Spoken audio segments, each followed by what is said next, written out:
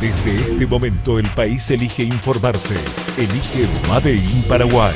Entrevistas exclusivas, opinión, actualidad política, social y cultural y toda la información que debemos saber. Made in Paraguay. Un programa con código con Leo Rubín. Made in Paraguay. Un clásico totalmente renovado. Nuestros estudios centrales en San Bernardino, en Paraguay, en Tarmabán, Ciervo Cuá para todo el mundo a través de Ñandutí AM, tu primera fuente de información. Ñandutí TV en Paraguay, Canal Red en España, Canal Red Latinoamérica por YouTube. TDT es un canal abierto en Madrid. También nos están viendo ahora por televisión abierta en España. Y vamos creciendo gracias a nuestros amigos del Canal Red y la gestión que está haciendo Pablo Iglesias, Manu Levín y todo el equipo fantástico que está en esta nueva batalla cultural mediática por tener espacios que tengan otro punto de vista en el mundo latino, sobre todo, o hispano-latino, de Hispanoamérica, porque se tienen que escuchar nuevas voces. Y el Canal Red, después todo le va a poner también el logo del Canal Red para que puedan suscribirse y ustedes pueden ahí encontrar distintas voces del programa de Pablo Iglesias, La Base, a Ina Afinogenova, que es esta periodista rusa extraordinaria que tiene muchísimo conocimiento de Latinoamérica. Hay programas con Daniel Toñetti desde Argentina.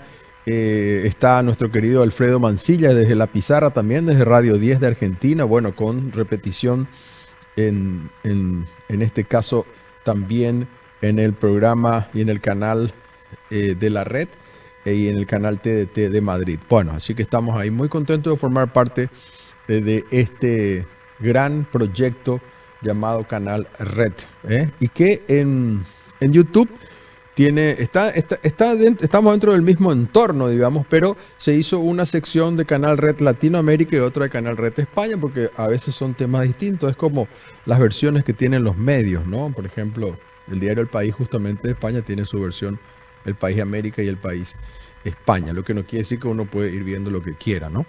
Bueno, aquí estamos, señor Tobías Rubín AM. Cuénteme quién es, qué estábamos escuchando, por favor, tanto para nuestra audiencia local como internacional. A ver.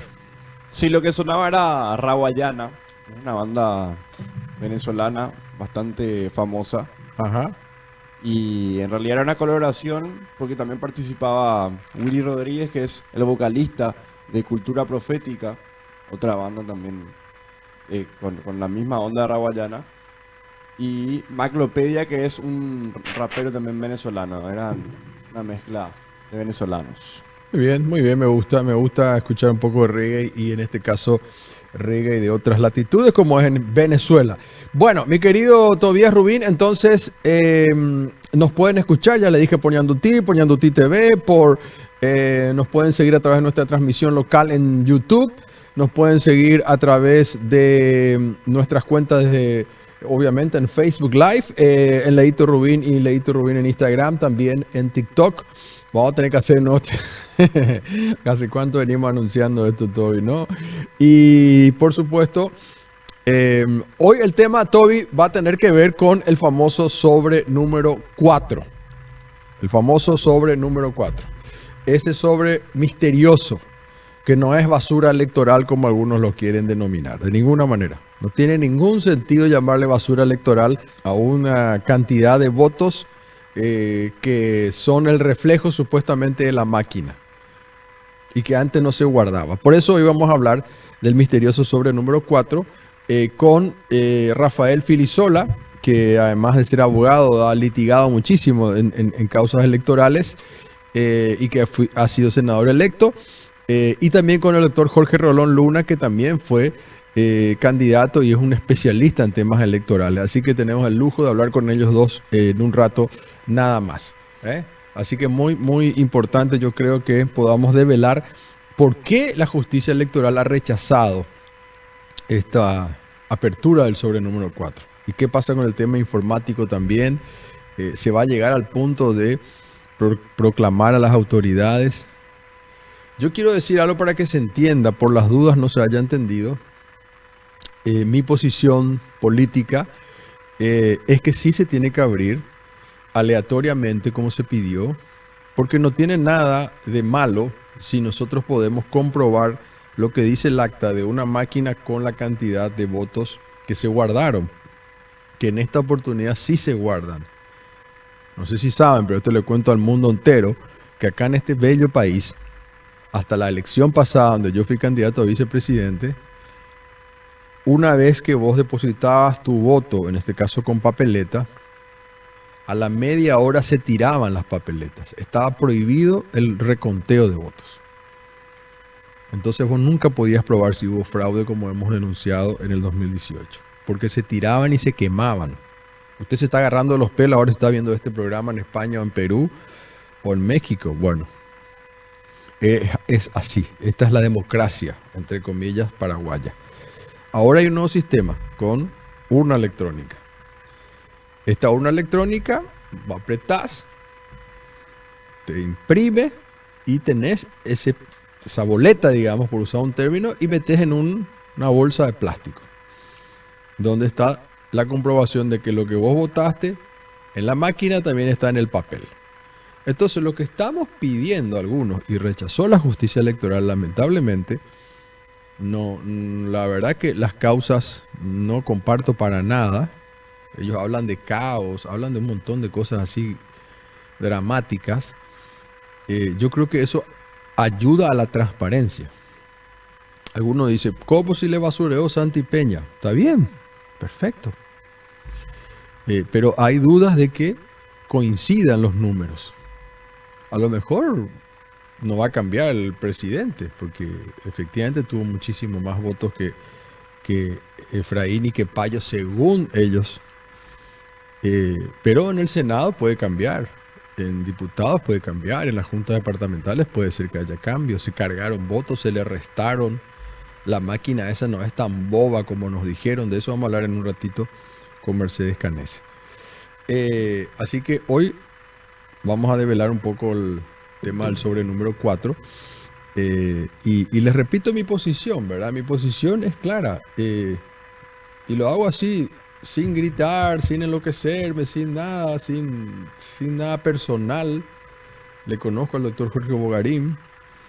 De los 3 miembros del tribunal, voy a citar uno que lo conozco perfectamente bien y sé que es una persona honrada, honesta, y hoy preside. Al doctor Rosell yo no lo conozco, lo escuché, parece una persona muy preparada, muy técnica.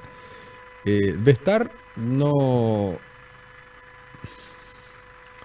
forma parte de la mafia colorada de hace mucho tiempo, así que es más, creo que tengo acá, me olvidé de eso, te voy a pedirte que hagas un video. A lo mejor después podés hacerlo, pero le voy a hacer escuchar algo de Vestar, que tiene años. Y que tendríamos que hacer ponerle como video para que se entienda bien. Esta es una grabación, para que ustedes vean nomás quién es Jaime Vestar. De la época cuando hacen un golpe también, que nos fue determinado González Maqui. Ellos hicieron un golpe, los colorados siempre hacen golpes. Primero Argaña ganó la elección, pero Calega Laverna confesó y todo el mundo sabe que Guasmosi no tenía que ser el candidato y sin embargo fue el candidato. En esa elección ya la INO había dicho que hubo fraude. Bueno, Guasmosi no tenía que haber sido presidente porque hicieron fraude, comprobado.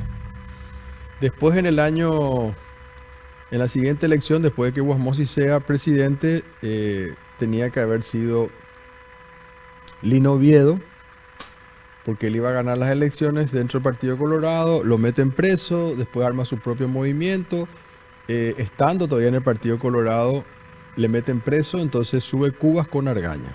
También hicieron trampa los colorados, hicieron trampa en el 92 para ponerle a Guasmosi. En el año siguiente hicieron trampa en el 98. O sea, las trampas y el fraude del Partido Colorado son permanentes. Que nadie ahora empieza a decir, no, esto. En la democracia supuestamente nuestra, el fraude fue comprobado, y no solamente comprobado en el año 92, sino dicho por el jefe prácticamente de campaña de los que robaron las elecciones. Entonces, cuando hacen otra vez fraude para que no vaya Lino Oviedo y le ponen a Cubas con Argaña, le hacen un golpe a Cubas, le ponen a González Maqui, que era presidente del Congreso, y él tenía que quedarse unos meses y llamar a elecciones. No hacen eso. Vuelven a hacer fraude los colorados, esta vez en armonía, por usar un término, o en convivencia con la Corte Suprema, que también era colorada. Entonces, vuelven a hacer fraude. 92 y 98.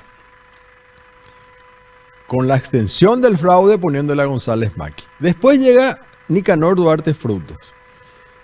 Pero antes de eso, en esta grabación se puede escuchar cuando eso Lino Oviedo parece que mandaba a hacer las grabaciones, les tenía en las escuchas porque él era general, y se puede escuchar a Bestar, Jaime Bestar, que es ministro de la Corte, perdón, ministro de la Justicia Electoral. Voy a poner la grabación y le tengo que explicar para que se entienda el contexto. Que confirma la teoría de Carlito Podestá, lo que me dijo nada. Yo no sé qué pasa con este gobierno. Hacemos todo mal las cosas y al final nos sale bien otra vez. Bueno, ¿lograste descubrir quién es esa risa todavía o no? Calé, muy bien. Carlito Podestá fue ministro del Interior. Ya falleció. Y Jaime Bestar en ese momento era la mano derecha de González Maqui. Y en la conversación que le graban, habla con Calé y dice, se confirma la teoría de Carlito Podestá. Hacemos todo mal, los colorados sería, ¿no? Los gobiernos colorados. Hacemos todos mal, pero después nos sale otra vez todo bien. Y se cagan de risa los dos, Calé y Bestar. De nuevo la grabación. Que confirma la teoría de Carlito Podestá, lo que me dijo nada. Yo no sé qué pasa con este gobierno. Hacemos todo mal las cosas y al final nos sale bien otra vez. Esa risa tenebrosa de Calé y de Bestar demuestra un poco cómo se cagan en nuestro país. Bueno, mi querido Tobías Rubín, como les dije, confío en el doctor Bogarín, y a Rosell no lo conozco, pero lo vi muy técnico. A pesar de que Efraín Alegre me dijo el tercer día más o menos que subió Rosell, yo no confío en él. Pero bueno, eso me lo dijo Efraín personalmente. Y creo que lo habrá dicho públicamente también. Pero bueno, yo de Rosell no puedo decir nada porque no lo conozco. Lo que no entiendo es por qué no permiten que se abra el sobre. Porque si este famoso sobre va a coincidir con lo que dice la máquina, ¿cuál sería el problema? No está en peligro la elección de Santi Peña. Aunque los del grupo de Payo, esto fue la primera vez que ayer escuché en taller, Toby, porque yo no había, hasta en taller se estaba hablando mucho de esto, pero Yolanda fue la primera vez que ella, su teoría es que le ganó a Santi Peña. Y muchos estarán diciendo, no, eso ya es una locura. Parece ser una locura también. Pero yo no creo en los fantasmas, pero que las hay, dice una frase, ¿no? A mí, ¿qué me pasaba? A mí me asustaba cuando salía en la campaña política a recorrer y todo el mundo me hablaba de Payo. Me asustaba por el crecimiento de Payo y por lo que justamente eso podía significar en contra de la oposición. Yo me subí, no sé a cuántos Bolt o algún Uber, pero la mayoría Bolt uso. Todo me decía Leo estaba Payo en Asunción. Y cuando salíamos a San Lorenzo, a Luca, Ñembú, cuando fuimos a Ciudad del Este, cuando fuimos a Encarnación, me hablaban de Payo, me hablaban de, yo decía, la gran pistola. Ahora, si todo eso alcanza para ganar la Santi, no sé, me parecería que no. Pero ya tengo que usar parecería, porque si no podemos ver aleatoriamente unos cuantos sobres, entonces ¿qué problema hay? Bueno, de eso vamos a hablar, mi querido Tobías Rubín. Quería hacerle escuchar algo porque, a ver, ¿cómo estamos de tiempo? Bueno, vamos a meterlo. Ayer, todavía vos tenés la foto ahí, ¿verdad? Ayer estuvimos en la manifestación de Payo Cuba transmitiendo con el TikTok, anteayer. Y vamos a poner por lo menos la imagen de ahí. O si querés, vos podés tirar imagen así de la gente. Todo. Yo te iba a poner lo que nos decía una de las señoras a quien entrevisté. Porque, claro, hacer periodismo desde el estudio, ya sea de radio o televisión, es muy distinto a irse al lugar de los hechos y sentir, oler qué está pasando. Me fui a sentir y a oler qué estaba pasando. Porque está muy cerca también de nuestra oficina, donde yo escuchaba las bombas, y bueno, ¿qué está pasando? Entonces nos fuimos con Tobías, con Mariana, fuimos a investigar, vimos que había ollas populares, vimos que había una un lugar por decir un término, una cantina, ¿no? Es como un lugar donde ellos se organizan se autogestionan, según me dijeron. Alguno va a decir, no, alguien está pagando. No sé, pero todos me dijeron que se autogestionaba. Vi mucha gente de Canendillú, de San Pedro, Campesino, de Itacurú, de Tablada. Vino gente de Argentina inclusive. Entonces, hay una desesperación ahí adentro que supera. ¿Puedes poner imágenes todo mientras yo hablo de lo de ayer? Ellos tomaron la avenida Ciudad Ayala y Chofer del Chaco no sé hasta cuándo. Pero vamos a escuchar a esta señora que está hablando.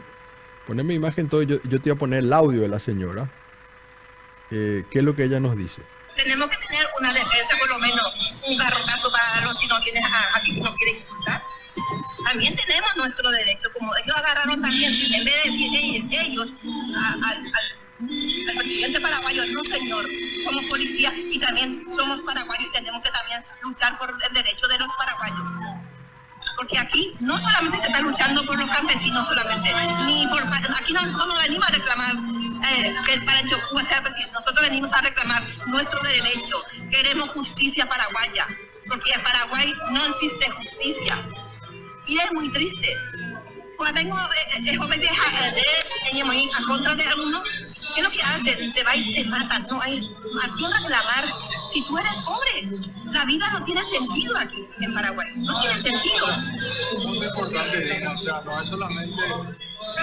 Acá yo le estoy diciendo que no es solo el reclamo de Payo como que él ganó, que no hay algo más que se está reclamando, no solamente el fraude que ellos dicen que hubo.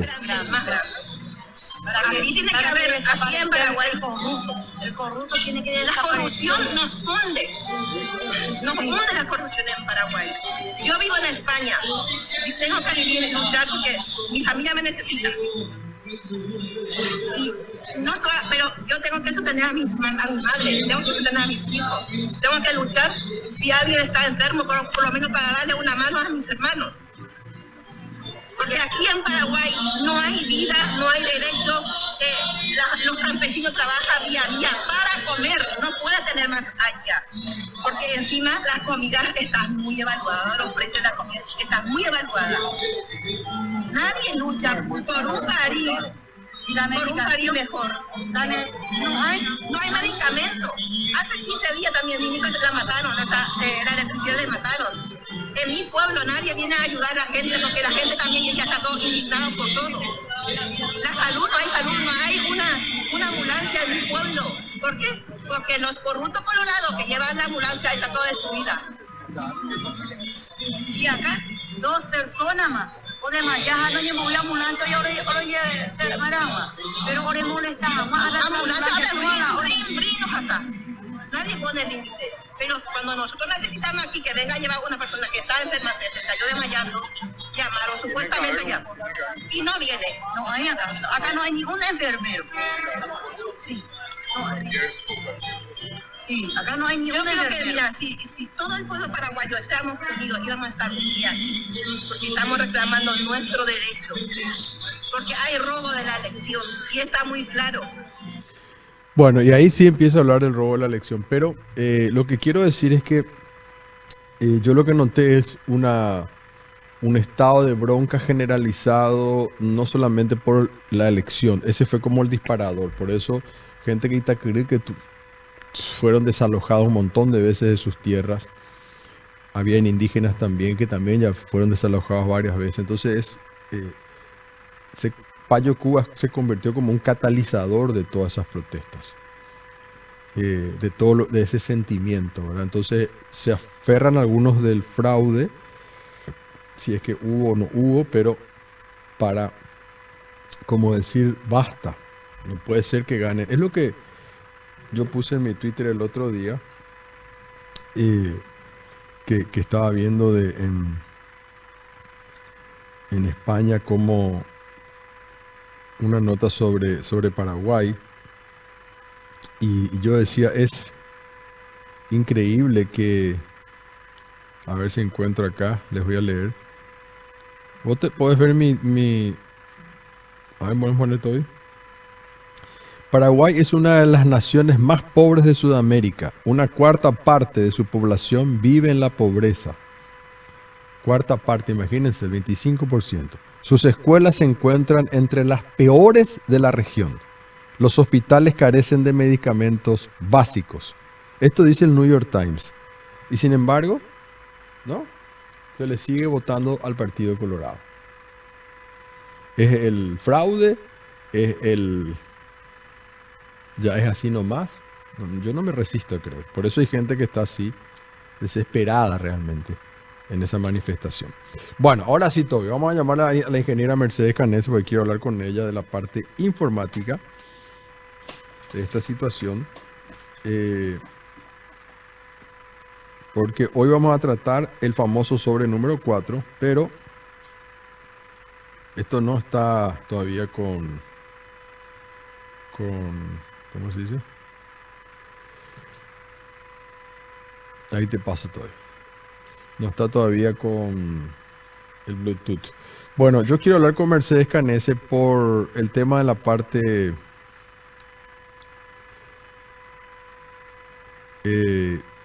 digamos informática, no porque ella sea una experta en la parte informática, a pesar de que es ingeniera, pero ella habló con muchos expertos, especialistas, y por eso que se hicieron presentaciones.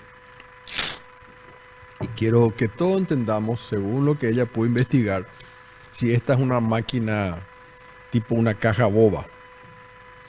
Porque como le decían antes a la televisión, ¿no?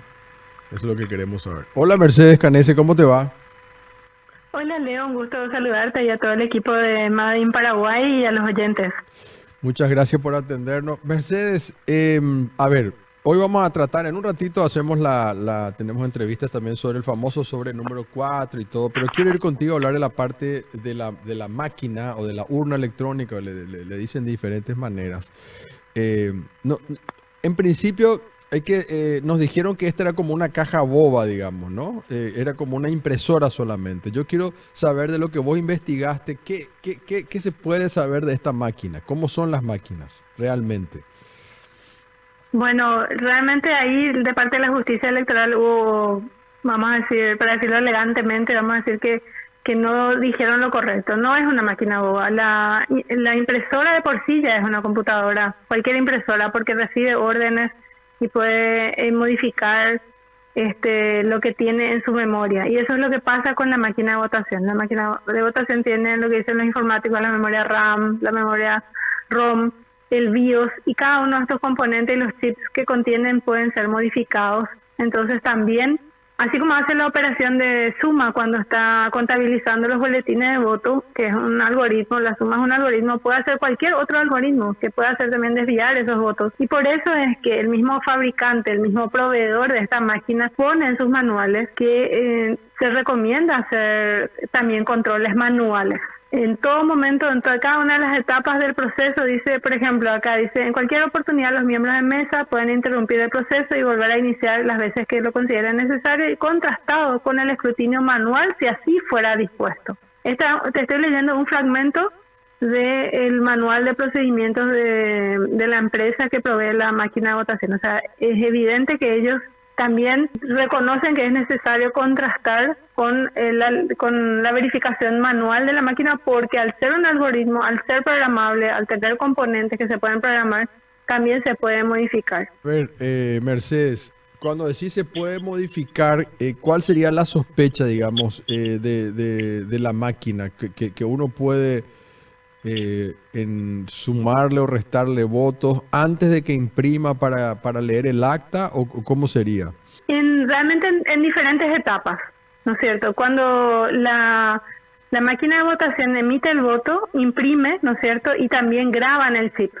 Al momento de grabar en el chip puede estar grabando algo diferente a lo que está impreso, o también con dispositivos, así como, porque el chip es el mismo chip que se usa para las tarjetas de crédito, ¿no es cierto? Y cuando nosotros acercamos la tarjeta de crédito a un POS, ese chip se modifica, ¿no es cierto? Porque estamos pagando algo y entonces cambia lo que tenemos en nuestra caja de ahorro o lo que tenemos como nuestra cuenta de la tarjeta de crédito.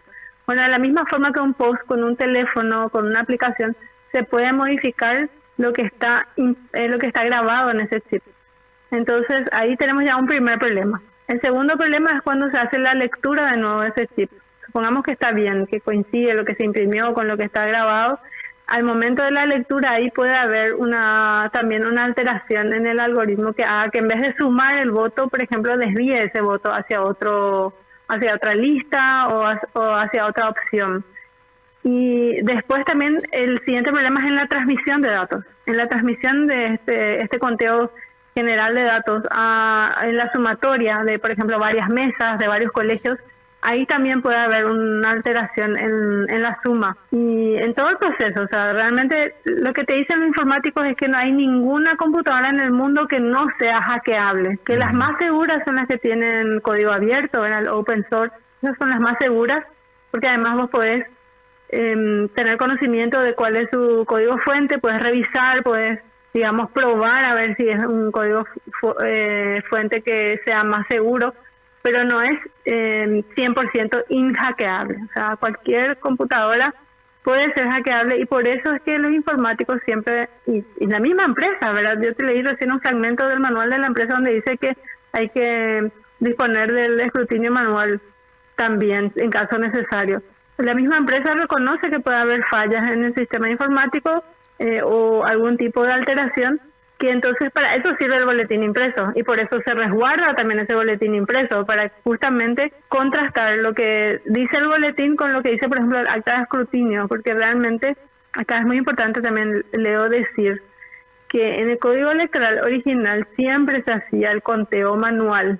Estaban los artículos 223 y 224 del código electoral que fueron eliminados con la ley de la urna electrónica, pero con la nueva ley de desbloqueo se estableció que se tenía que resguardar los boletines. Entonces la justicia electoral tenía que haber reglamentado que para qué resguardar los boletines, y obviamente que es para poder verificar que lo que sumó la máquina está bien, o vamos a confiar 100% en una máquina que además sabemos ya que el código se estuvo distribuyendo, ¿no es cierto? Antes de las elecciones ya fue denunciado por Cruzada Nacional, a nosotros anónimamente nos llegó un fragmento de ese código. Además, todo el sistema informático es manejado por partidos políticos. Entonces yo tengo que confiar en que los funcionarios de la ANR, el PLR, al Centro Guazú, qué sé yo, no le hicieron llegar eso a su partido, ¿no es cierto? ¿Por qué voy a confiar en eso? Si realmente quiero hacer un proceso transparente, voy a decir, además de la confianza que tenemos en nuestros funcionarios, miren, acá están los boletines de voto, comparen y van a ver que los resultados son los mismos. Y bueno, todas esas dudas que los informáticos nos garantizan que son dudas válidas es lo que hizo que pidamos que se abra el sobre número 4, que la justicia electoral no quiere abrir, evidentemente en forma muy opaca, ¿verdad? Y hay además de eso, Leo, un tema más evidente que sucedió durante las elecciones, que nosotros tenemos testigos, tenemos denuncias hechas, que es el zoom que hacía la máquina de votación, lo cual nunca tenía que haber sucedido, ¿verdad? Era un zoom que hacía que se vea hasta la lista 20 nomás y que se vean solamente las primeras opciones. Eso le afectó, por ejemplo, a un candidato del Frente Guazú que se llama el Dr. Bernis, y él presentó la denuncia a la fiscalía por eso, porque tuvo más de 100 casos de personas que no le encontraron ni la lista 40 ni su opción, que era la 28. Y yo puedo decir que es cierto porque le pasó a mi marido, le pasó a mi sobrina, le pasó al suegro de mi hermana, lo mismo. El suegro de mi hermana se fue 3 veces a la mesa a pedirle que le arreglen la máquina porque no le aparecía la lista 40. Eso de por sí ya constituye un fraude porque ya no hay competencia en condiciones iguales para todas las listas. Cuando dicen desde la justicia electoral que los informáticos de los partidos antes ya tuvieron la oportunidad de hablar, de revisar el código fuente, de todo esto, y que no tiene sentido ahora ¿Por qué no lo hicieron antes? ¿Qué se le responde? Bueno, en primer lugar que no fue una auditoría lo que se hizo antes, que es lo que manda la ley, sino que fue una presentación nada más. Y en esa presentación, si uno ve el acta, va a ver que hay una serie de observaciones que hicieron los apoderados, especialmente de Cruzada Nacional, que no fueron respondidas por la justicia electoral. O sea, es evidente que el proceso ya en ese momento no se hizo como correspondía. En el caso del Frente Guazú, nuestros apoderados técnicos no fueron acreditados y no participaron. No pueden decirnos que nosotros avalamos nada porque ni participamos de esa parte del proceso. Y además la ley de la urna electrónica dice que las auditorías tienen que ser antes, durante y después. Y la auditoría que tenemos que hacer ahora, que es después, ¿no es cierto?, que quedó, esperemos que se esté haciendo en este momento porque que quedó para hoy sábado, ¿no es cierto? ¿Qué dice la ley de la urna electrónica sobre esta auditoría? Y que es una auditoría que hay que hacer una semana después de las elecciones y que inclusive si el resultado de las elecciones, si hay diferencias, si no coincide o si por ejemplo se le favoreció y se demuestra que se le favoreció una lista o un candidato, haciendo la auditoría, las elecciones se tienen que anular. O sea, imagínate, Leo, está el mecanismo legal previsto y la justicia electoral está tratando de evadir y de convertir otra vez esta auditoría que se tiene que hacer por ley en una presentación, ¿no es cierto? Eso también aprovecho para decirte, porque ya lo dijo el director informático de la justicia electoral, que lo que van a hacer es una presentación a la prensa de lo que es el proceso, digamos, informático. Y eso no es una auditoría, tiene que ser una auditoría integral, donde se pueda armar la máquina, se pueda revisar el código fuente en forma detallada y también, por supuesto, no podemos hacer una auditoría informática si no analizamos también los boletines de voto y si coincide lo que está en el SIP con lo que está impreso. Por lo tanto, el sobre número 4 se tiene que abrir también para hacer una auditoría informática en forma.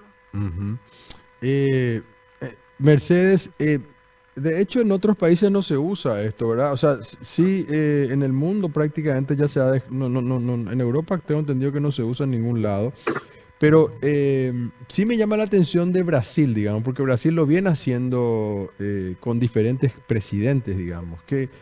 ¿Vos tenés alguna información qué diferencia hay con Brasil? Bueno, en el caso de la máquina de Brasil es diferente a la que nosotros usamos. La nuestra es más parecida a la argentina, muy cuestionada, ¿verdad? Es la misma empresa. Sí. Justamente ahí demuestran cómo se puede manipular el chip. En videos que vas a encontrar ahí, hay muchos informáticos, está súper cuestionado en Venezuela. Y en el caso de Brasil, la auditoría que se hizo de las máquinas, se hizo una auditoría de más de 4.000 máquinas elegidas al azar. O sea que allá se hace después de la elección, sí, la auditoría. Sí, se hace una auditoría. Me dijo, justamente una persona que es observador internacional, me dijo que estuvo presente en una de las salas donde se hacía la auditoría y me dijo que está llena de cámaras, como para que nadie pueda mover un dedo sin que la cámara no registre, y así se hace la auditoría con todos los técnicos, con todos los informáticos y a la vista de todo el mundo, porque eso se transmite en vivo, ¿verdad? Entonces, y se hace esa auditoría posterior. Es más, ellos hacen luego tipo una olimpiada de hackeo de la máquina para ir demostrando, digamos, la seguridad que tiene su máquina, se comparte el código fuente, etcétera, ¿verdad? Y en el caso de Alemania y Holanda se prohibió el uso de la máquina de votación porque llegaron a la conclusión de que realmente no era fiable. Por lo que te decía al comienzo, no va a haber un ingeniero informático que te diga este sistema es 100% seguro y no es hackeable. Todos los sistemas son hackeables. Entonces, puedes usar la tecnología como un apoyo, pero necesitas la verificación física. ¿Qué es lo que pasa también? En el caso de Venezuela se usa la máquina parecida a esta y el 3% de las mesas elegidas al azar se hace un conteo manual otra vez, completo, para ver si coincide lo que está en las papeletas impresas con lo que sacó el acta de escrutinio. Y acá no se hace una eso. excepción acá. Claro. Sí, somos una excepción. Pues solamente porque la ley es un poco ambigua, pero la ley resguarda los boletines de voto. Y hay gente que dice, no, pero todo lo que en el derecho público, todo lo que está no está permitido, está prohibido. Y el TREP tampoco no está en el Código Electoral y sin embargo se hace. Porque son reglamentaciones que ayudan a cumplir derechos humanos fundamentales, como el derecho a la información. y el derecho a votar y ser votado. Esos son los derechos que están en nuestra Constitución, en los tratados internacionales, están por encima de una disposición administrativa. Y acá el resguardo de los votos ya se hace por algo. Y entonces entendemos perfectamente por qué la gente está indignada. Claro. Sabemos que hubo muchísimo fraude, Leo, en todo el proceso electoral, ¿no es cierto? Vimos cómo hacían el voto asistido. La Unión Europea dijo 19% de voto de mesas con voto asistido. Imagínate un poco, enorme. Voto comprado, todo. Sabemos y no se está respetando siquiera lo mínimo que pedimos, que es que se verifique que lo que votó la gente esté reflejado en el resultado final. Gracias, Mercedes, por tu tiempo. Un fuerte abrazo. Un abrazo, chau, chau. Un abrazo, gracias, Mercedes Canese. Y justamente de los otros temas relacionados, vamos a hablar después de la pausa, lo que ella decía de por qué no se puede revisar este sobre número 4 con Rafael Filisola y con Jorge Rolón Luna. Vamos a la pausa, Toby. Dale.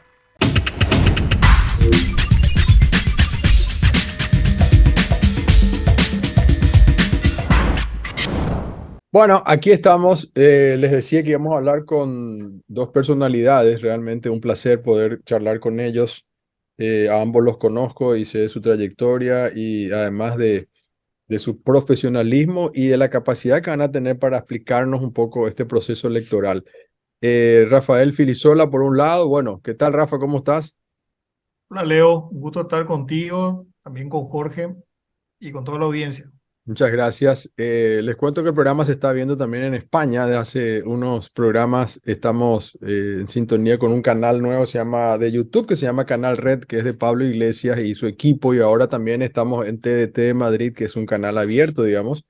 Así que cada vez vamos a tener la posibilidad de que se enteren mejor un poco de Paraguay también, que parece un país olvidado en el mundo. Jorge Rolón Luna, ¿cómo te va, querido? Muy buenos días, Leo, Rafa, ¿cómo están? Un gusto conversar con ustedes, como siempre. Bueno, el misterio del cuarto sobre, yo le puse como título a este programa, y entonces queremos hablar de esto, ¿verdad? Del famoso cuarto sobre, ya con una decisión tomada del tribunal. Y antes de entrar en detalles de este cuarto sobre, quiero arrancar por ahí primero. No sé si Jorge o Rafa, cualquiera de los dos, ¿qué se puede hacer ante una negativa ahora del tribunal, digamos? ¿Qué opción nos queda para revisar el cuarto sobre? Vi que hay varios ciudadanos presentaron acciones ante la justicia ordinaria siguiendo el procedimiento previsto en la ley de transparencia. Así que de acuerdo a lo previsto, a lo dispuesto en el artículo 28 de la Constitución y de acuerdo a las previsiones de la ley de transparencia, la justicia ordinaria debería disponer la apertura del cuarto sobre. Por lo menos si dan cumplimiento a la Constitución. Ya. ¿Y qué pensás, Jorge? ¿Que van a trancar ellos? Ya no, estamos haciendo un poco de futurología, pero ¿pensás que se va a trancar o no? ¿O se va a poder aplicar este principio de...? Bueno, la verdad es que he leído y he escuchado distintas voces con respecto a este tema. Uno de los abordajes que he visto es el de utilizar tanto el artículo constitucional como la ley de acceso a la información pública como una herramienta jurídica, digamos, para acceder a este famoso cuarto sobre.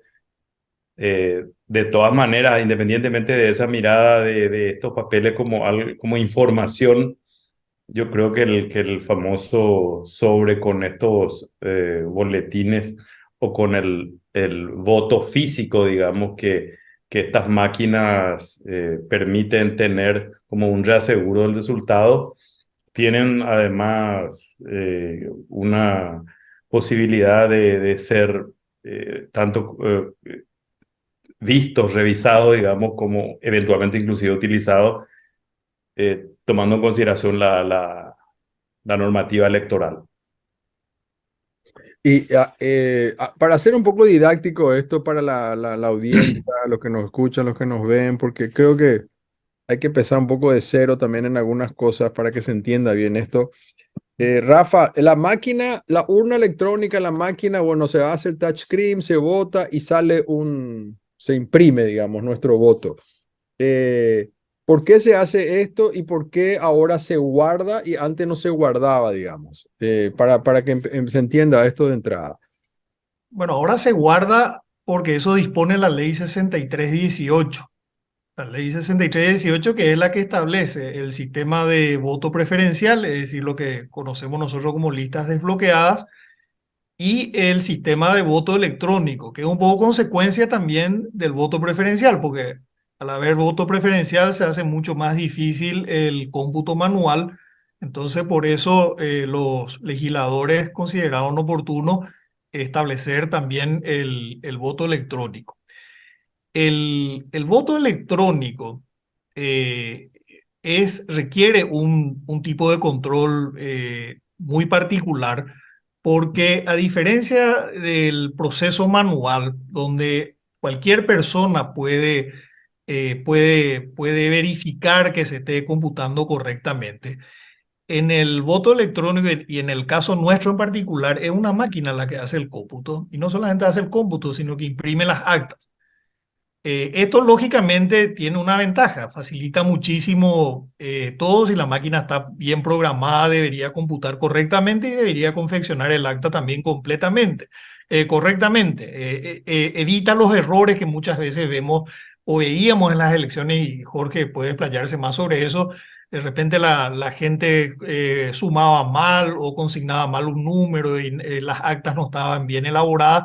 Bueno, si el equipo está, en este caso, está bien programado, obviamente va a hacer un cómputo correcto y las actas van a estar bien elaboradas, y yo creo que eso es así. Ahora, hay un principio constitucional que es el del escrutinio público, y el escrutinio público implica que cualquier persona pueda hacer un seguimiento sin necesidad de tener conocimientos especiales del proceso del cómputo de votos.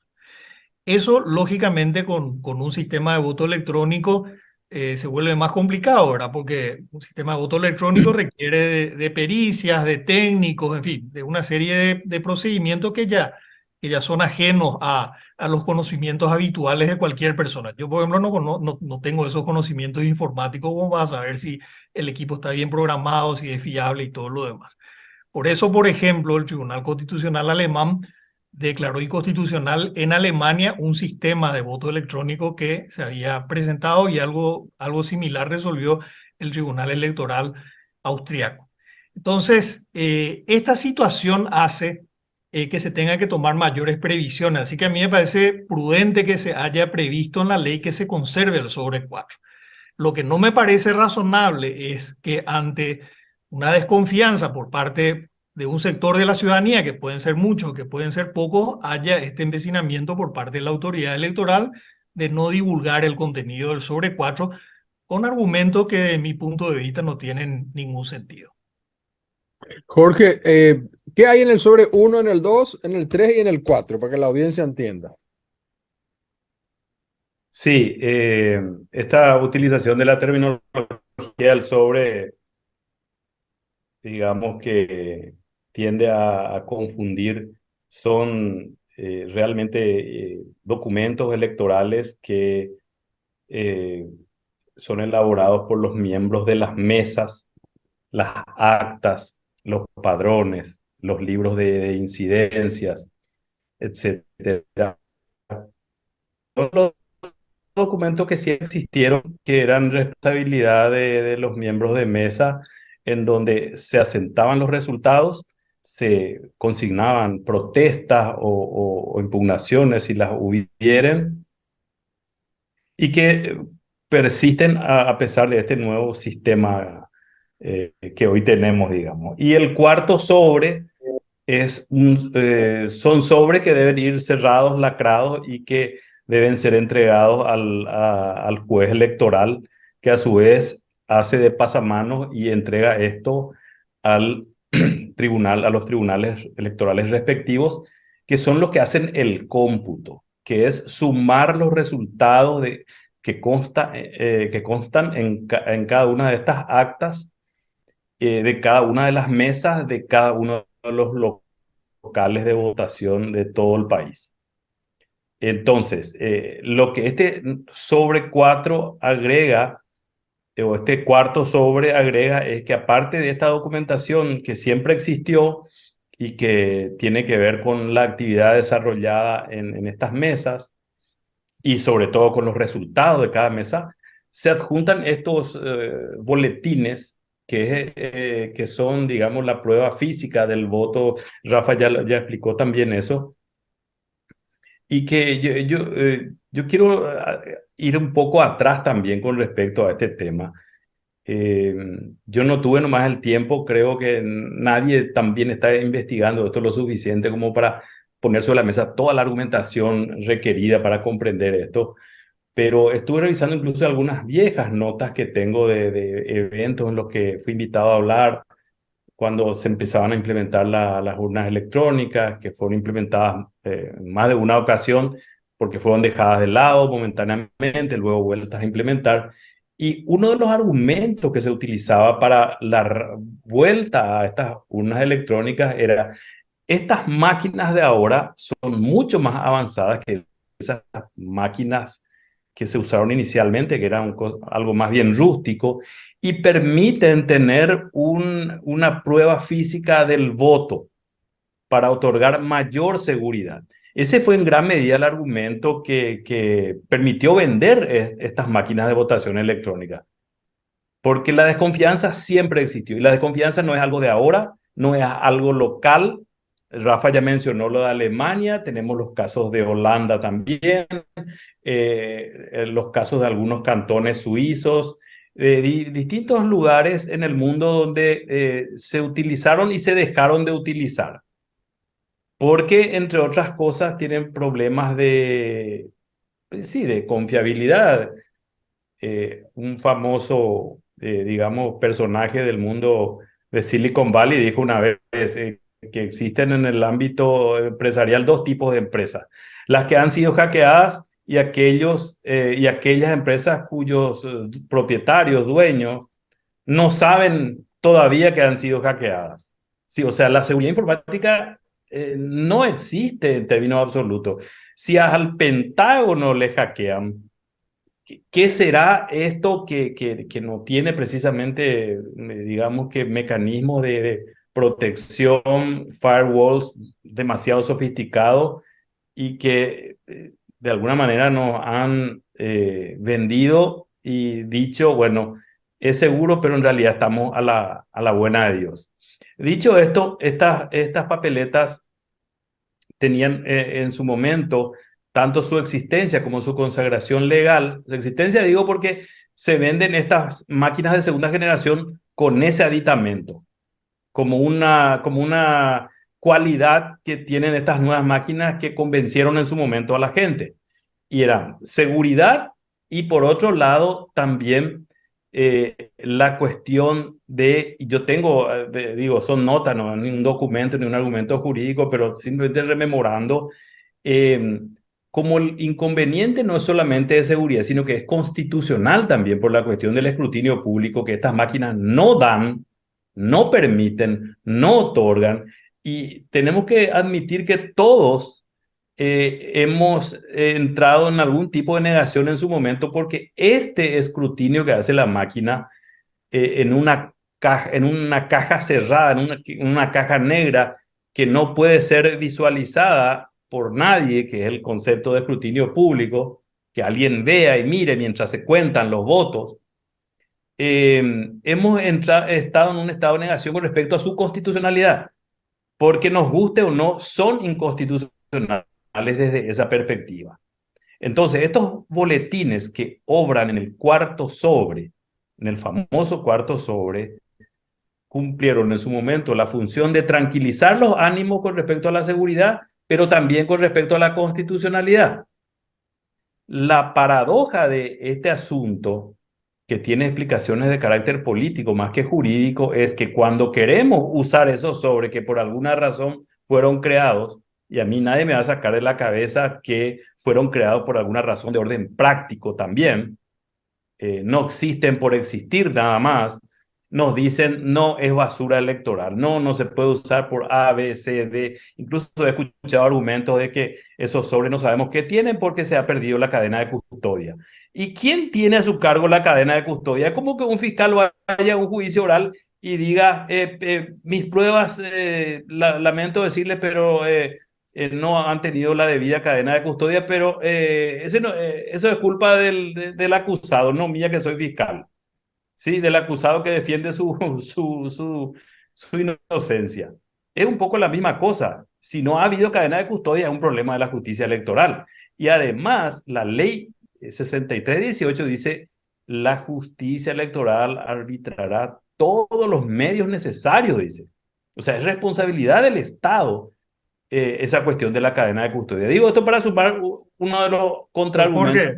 Jorge, disculpame que te interrumpa puntualmente nomás. Si todos los sobres que son más de 4, no sé en este momento qué contienen los demás, pero si todos los sobres, vamos a decir, tienen una cadena de custodia similar, ¿por qué hay una desconfianza de la cadena de custodia del cuarto sobre y no de la cadena de custodia del sobre 1, del sobre 2, del sobre 3? Porque todos siguen los mismos conductos, o sea, se originan en la mesa los mismos miembros de mesa cierran todos los sobres, qué sé yo, le pasa, no sé si a la Junta Cívica o al delegado de la Justicia Electoral, va al Primero juzgado, la va al Junta tribunal Cívica, luego y va los al jueces TSJE. electorales. Vos sabés mejor que yo porque vos fuiste juez electoral. Pero Sí, todos siguen yo me la misma encargaba de cadena. recibir esos sobres y siempre fue responsabilidad de la justicia electoral esa cadena de custodia. Pero por eso da gusto, Leo, hablar con gente inteligente, porque lo que dice Rafa es un argumento más a favor de eso, de que la cuestión de la cadena de custodia es un argumento falaz. Entonces, no podemos confiar en ninguno de esos sobres, porque si vamos al caso, en esos sobres está quién ganó y quién no estas elecciones, porque el TREP no es algo que esté en la ley. Dicho sea de paso, la ley no habla del TREP, pero la justicia electoral lo hace violando ese nuevo principio que ahora plantea de que lo que no está permitido precisamente está prohibido. Eso entre paréntesis nada más.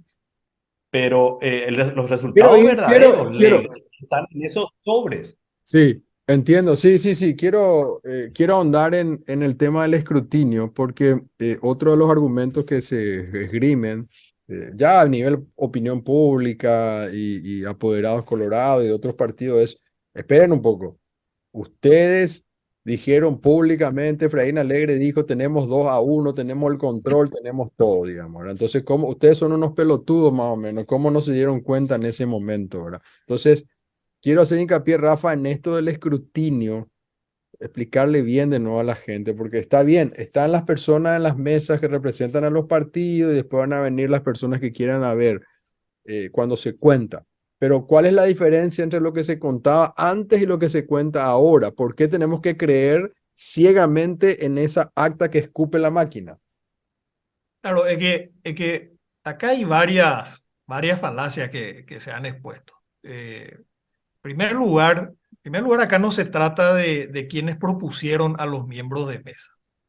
Acá se trata de una cuestión de transparencia y de confianza ciudadana. O sea, además, con este sistema no son los miembros de mesa los que cuentan los votos, es la máquina.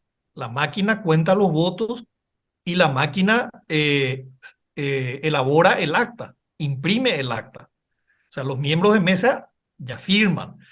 Me estuvo diciendo alguien que no, que los miembros de mesa podían computar también, podían ver también. Ahora, acá hay que recordar que con el voto electrónico, con el sistema de voto preferencial, no recuerdo cuántas listas de senadores había, pero supongamos que eran 20. Entonces, habían 20 por 45 candidatos, una enormidad, son centenares de candidatos y cada uno de esos candidatos o candidatas tenían un voto. O sea, pensar que el miembro de mesa estaba pudiendo computar mientras la máquina computaba y hacerlo paralelamente, no tiene mucho sentido. Pero de todas maneras, se instaló mucho que solamente se pueden plantear incidencias ahí en la mesa y en el día de las elecciones, y eso tampoco es así. Primero, el proceso electoral es un proceso que empieza cuando se convoca elecciones y termina cuando el Tribunal Superior de Justicia Electoral proclama los resultados. Y hay diferentes etapas, y en las diferentes etapas uno puede presentar distintos reclamos. Con relación a las irregularidades, sí, hay algunas incidencias que se tienen que plantear en la mesa. Por ejemplo, qué sé yo, una persona que no tenía cédula, por ejemplo, o que tenía la cédula de otro, quiso votar o votó. Ese tipo de incidencias, lógicamente, se plantean en la mesa.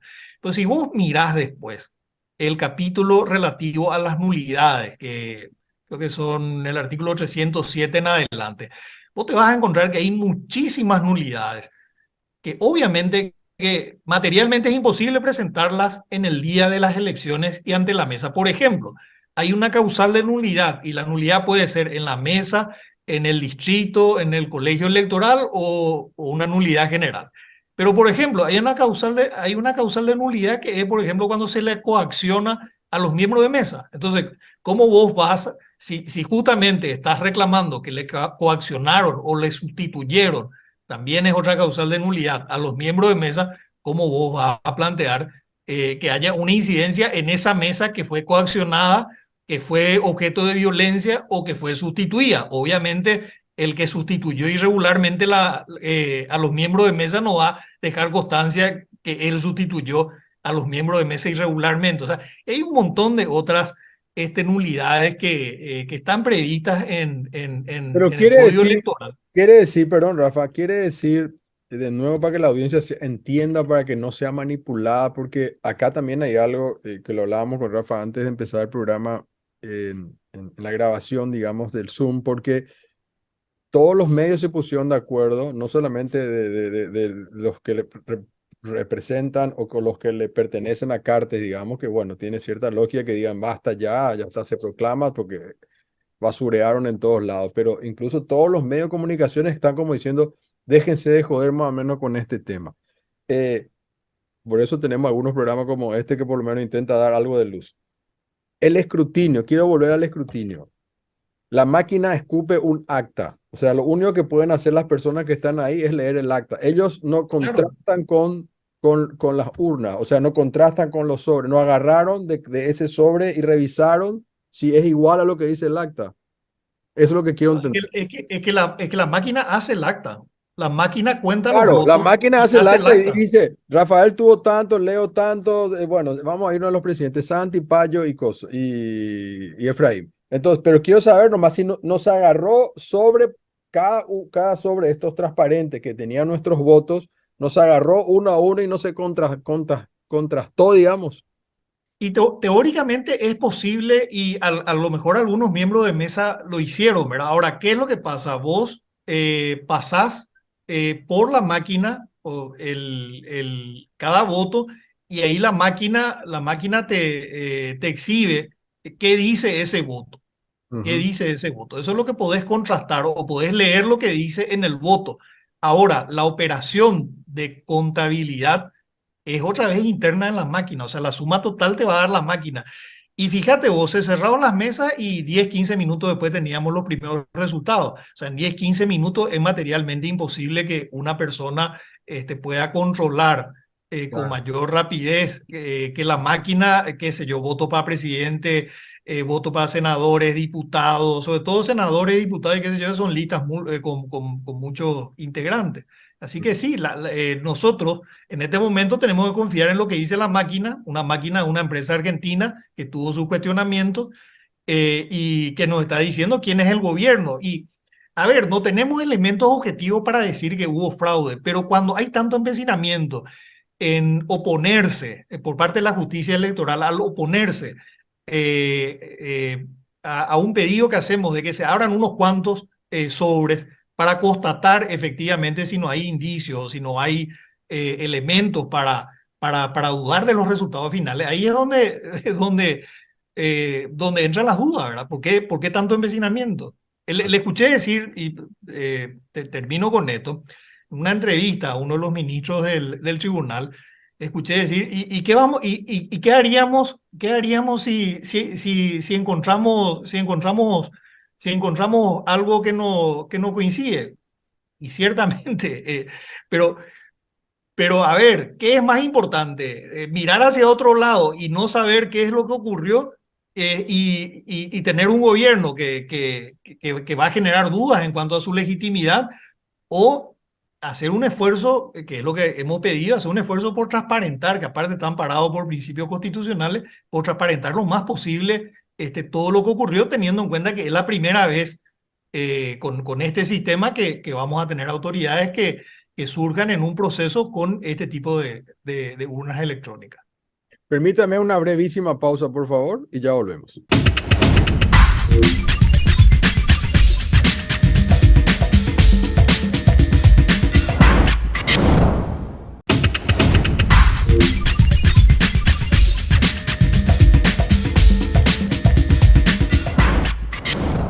Bueno, el misterioso sobre número 4. Jorge, se dijo reiteradas veces, y creo que hasta Russell lo dijo, que es basura electoral el sobre 4. Bueno, yo discrepo, pero con mucha fuerza y con argumentos además de fuerza, eh, con, con esa caracterización del sobre 4 y de los boletines. No, no se sostiene, yo no lo escuché a Russell decir eso. He leído, sí, que hay gente que piensa de esa manera, pero me parece que es un argumento que carece de algún sostén y simplemente quiere dar por terminada la discusión. Reitero, yo no me embandero entre quienes están hablando de fraude generalizado, no tengo pruebas tampoco. A medida que pasan los días, hay algunos argumentos y algunos hechos que se han relatado, unas cuestiones fácticas que me dan que pensar, pero no por esa razón voy a tener que renunciar a la argumentación jurídica que entiendo existe con respecto a esos boletines y a su eventual utilización. Categóricamente sostengo de que no es basura electoral, por varias razones que tienen que ver con lo que dice la legislación y que a su vez se sostiene en la ratio legis, en la razón por la cual el legislador en su momento incluyó la razón por la cual todas las opiniones técnicas de la propia justicia electoral en su momento llevaron a establecer la necesidad de un sistema de votación electrónica que incluya sí, la prueba física del voto. Eso no es algo que se le ocurrió a los legisladores siquiera. La justicia electoral también hizo lobby y planteó estas especificaciones técnicas para sus máquinas y resulta que ahora no tiene ningún sentido. Y quiero agregar algo más a lo que se estaba diciendo aquí también. La cuestión de las causales de nulidad y la cuestión de lo que no se impugnó en la mesa ya no es impugnable a posteriori. Reafirmo lo sostenido por Rafa y agrego algo más. Una de las causales dice distorsión generalizada de los escrutinios, en plural, dice por error, dolo o violencia. Quiere decir que si hubo algo de eso en las mesas que puede hacer que, como ya dijo Rafa, los miembros de mesa no hayan hecho constar irregularidades, ya no se puede revisar después. Pero por otro lado hay un tema más interesante aún en cuanto a esto. El error o el dolo de las máquinas de votación no es algo que pueda ser visualizado o descubierto en las mesas de votación. Es algo, dadas las características de ese voto electrónico, a través de sistemas informáticos falibles, hackeables, falseables, intervenibles o intervinibles, que solamente se sabrá a posteriori.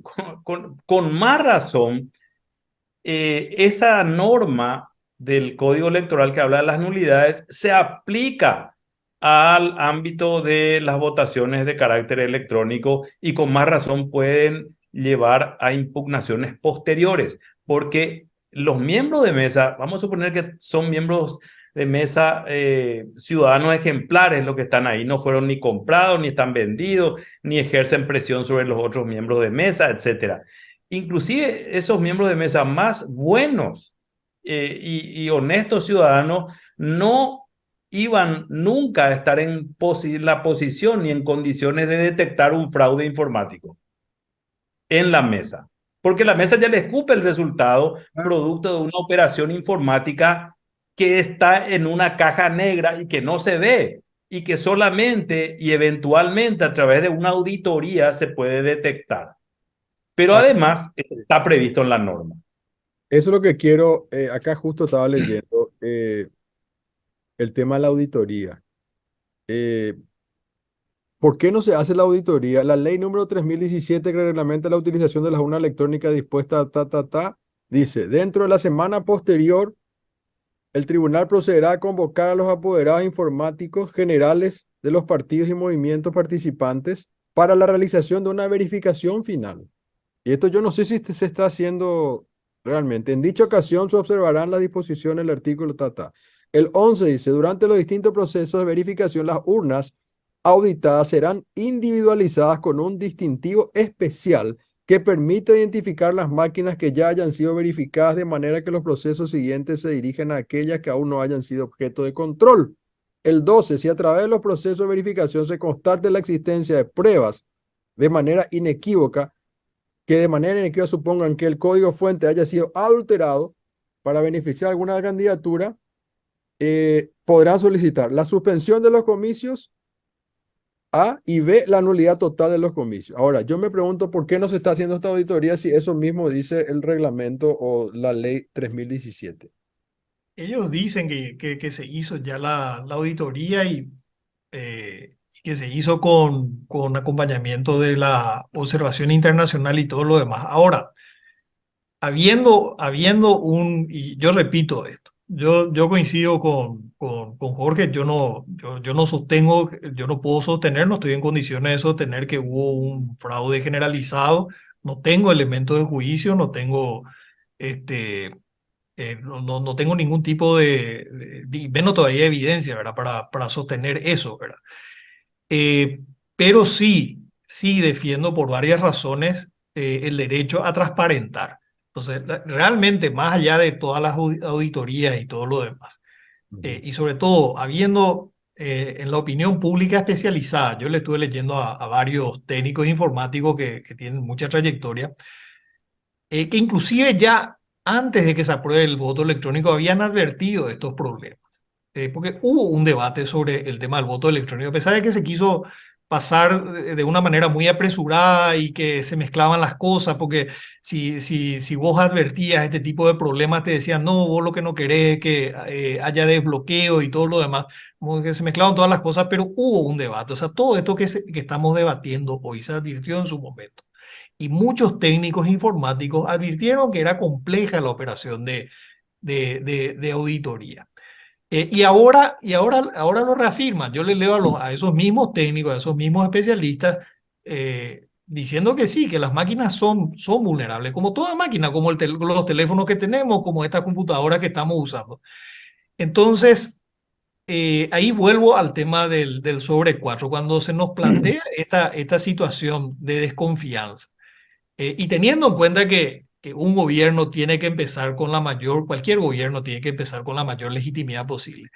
¿Qué es lo más razonable? Teniendo el sobre 4, que es donde están los boletines físicos, que podemos comparar con las actas que fueron impresas por las máquinas. Lo más razonable es, nosotros dijimos 10%, a lo mejor el Tribunal Superior de Justicia Electoral nos podría haber dicho, bueno, en vez del 10%, abramos el 1% de los sobres.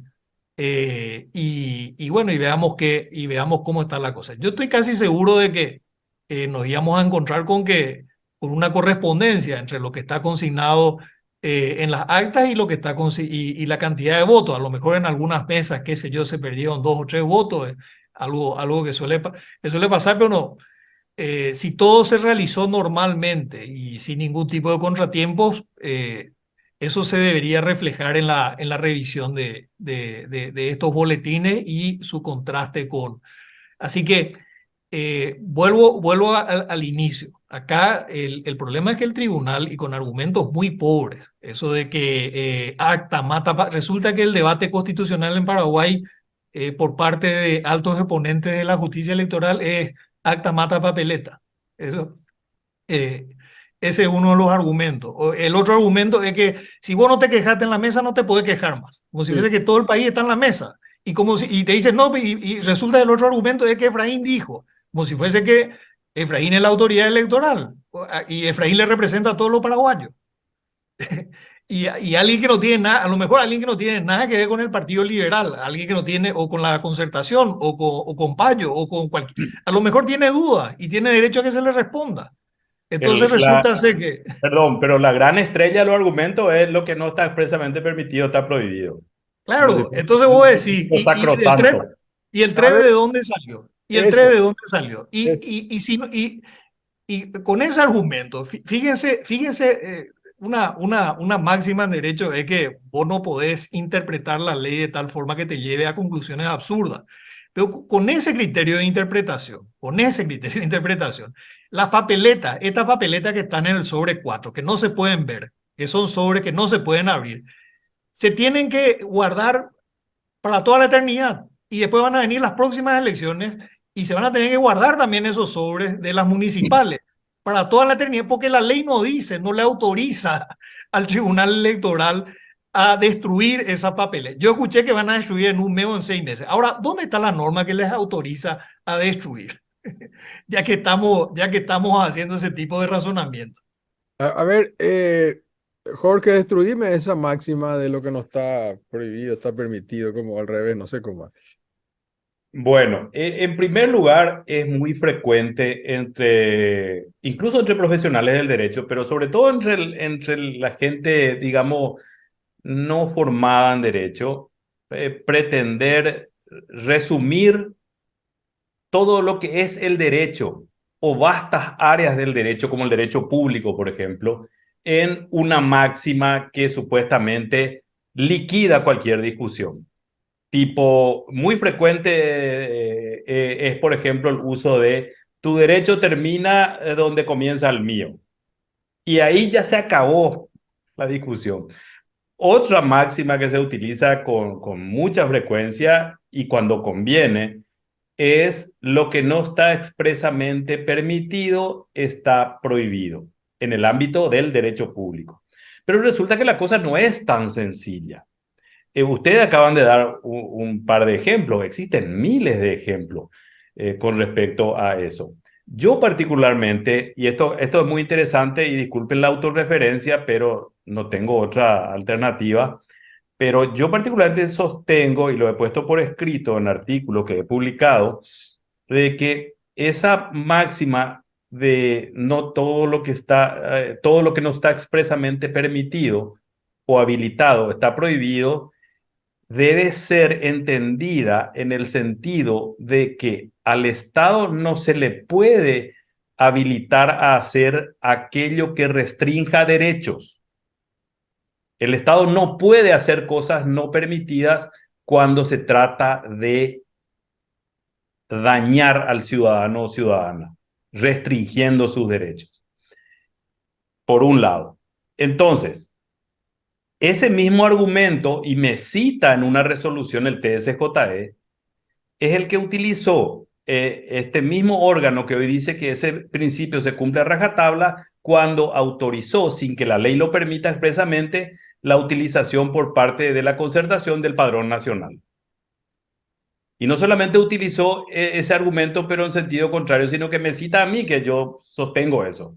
También cita a Juan Carlos Mendonca, que dice y complementa esta mirada diciendo, en realidad, esto de que no todo lo que no está expresamente permitido está prohibido, se refiere a que los órganos del Estado no pueden realizar actos para los cuales no son competentes. ¿Sí? Entonces, el ministro de Agricultura no puede hacer un allanamiento, por ejemplo, porque no es de su esfera de competencia.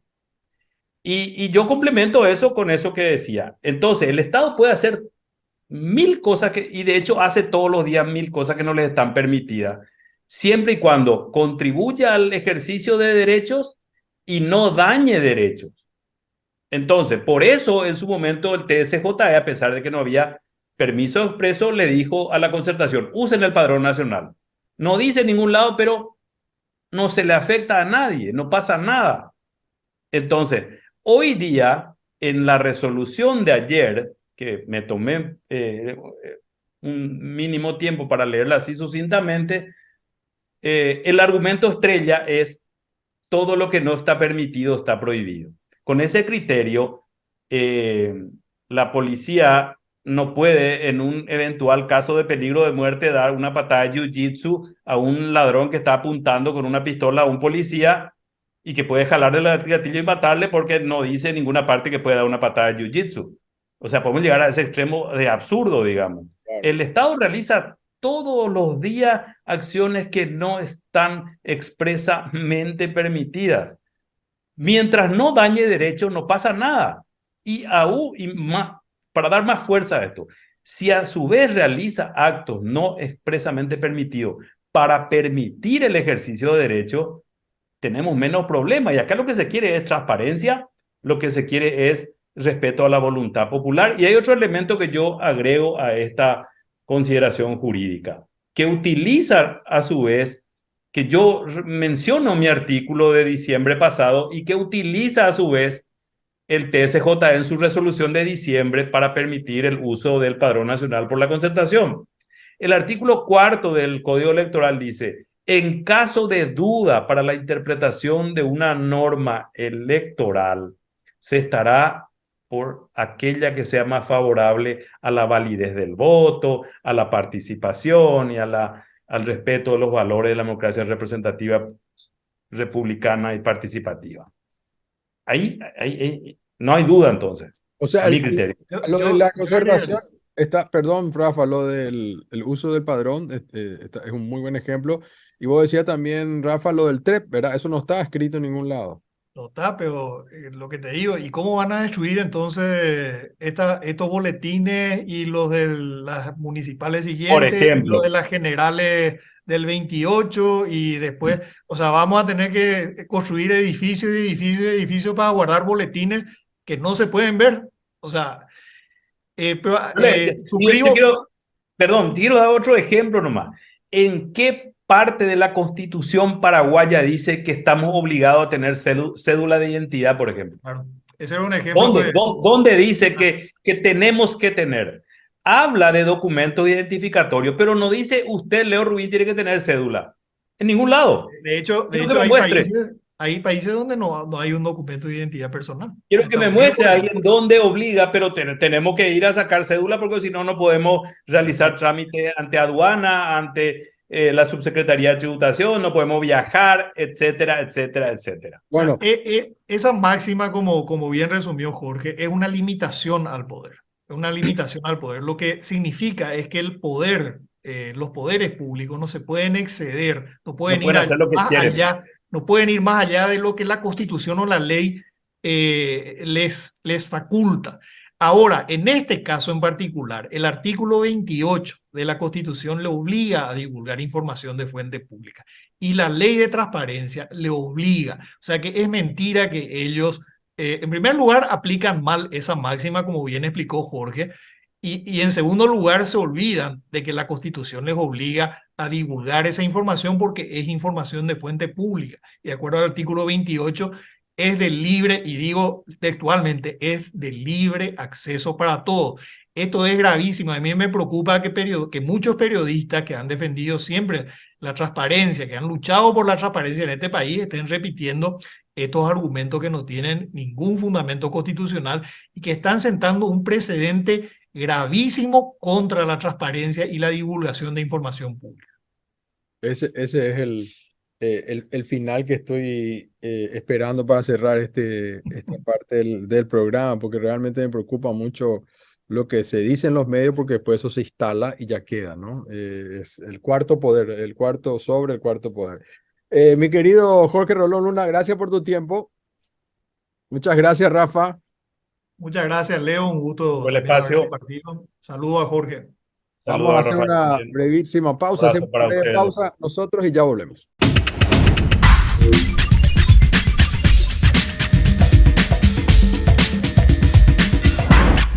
Paraguay, seguimos en Más en Paraguay, después de escuchar a Rafael Filisola, escuchar a Jorge Rolón Luna. Espero que haya sido didáctico esto para todos ustedes, para mí lo fue, y con más razón, no es basura electoral el sobre número 4 y seguimos sin entender, a lo mejor ya por acceso a la información pública será la única manera de poder auditar las elecciones. Así que vamos a tener que esperar ese momento. También en la semana yo subí en mi Twitter, Toby, un fragmento de una entrevista que se hizo hace 6 años, se le hizo a un informático, y creo que después le metieron preso a él, en la Argentina. Y es la misma empresa que le vendió a Paraguay, creo que por $40 millones estas urnas electrónicas. Dicen que después se arregló, etcétera, etcétera. Yo solamente quiero poner todo en contexto para que no se malinterprete, pero lo que él dice es interesante. Podemos poner acá todo bien en pantalla. Esto fue una nota de edición en el diario La Nación de Argentina. Obviamente yo solamente agarro una parte. Eso está todo, si quieren ver después entero. Pero me pareció interesante escuchar esto. Desarrollados como Alemania, Holanda, hayan retrocedido. De hecho, Alemania lo declaró anticonstitucional por un problema central que me parece que nunca se le habló a la población. Cuando vendieron este sistema con argumentos de marketing, no hablaron de los riesgos. A ver, vos para ir a votar con una máquina de voto electrónico, ahora vos no es que tirás tu mano y agarrás un voto y lo metes en un sobre. Ahora hay una caja negra donde muchos metieron la mano y escribieron el software, que vos, ¿cómo haces para saber que no hacen nada raro? Tenés que confiar en fabricantes, programadores, de nuevo, toda esa cadena de gente que antes no estaba ahí. Ahora tenés que confiar que ellos hicieron las cosas bien.